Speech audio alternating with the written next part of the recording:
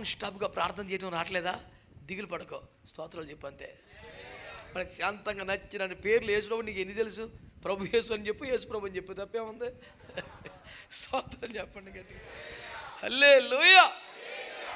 లేకపోతే అదొక ప్రశ్న అంటే ఇంటి మీద యేసుప్రభు అని రాయాలా ప్రభు యేసు అని రాయాలని అడిగితే ఏం చెప్తామని జవాబు? ఓమే చెప్పాడు నాకు చాలా సంవత్సరాల క్రితం, నా పొరపాడైపోయింది. ఇదొక ప్రశ్న, ఇదొక డౌటా? ఇంటి మీద యేసు ప్రభు అని రాయాలా ప్రభు యేసు అని రాయాలని అడిగాను. అదొక డౌటా అసలు?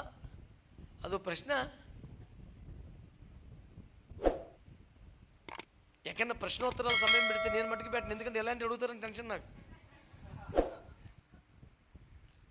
ఏం ఉండదండి విషయం, వట్టి వ్యర్థమైన వాటితో టైంపాస్ చేస్తారంతే. ఎడతెగక ప్రార్థన చేసే ఒక ఆజ్ఞ దేవుడు మనకి ఇచ్చాడు. కనిపెట్టి ప్రార్థన చేయమని చెప్పాడు. వాగ్దానాలు పొందుకునే వరకు మందిరాన్ని వదలకుండా ప్రార్థనలో గడపాలని ప్రభు చెప్పాడు. నీ వ్యక్తిగత జీవితాన్ని కానీ కుటుంబ జీవితాన్ని కానీ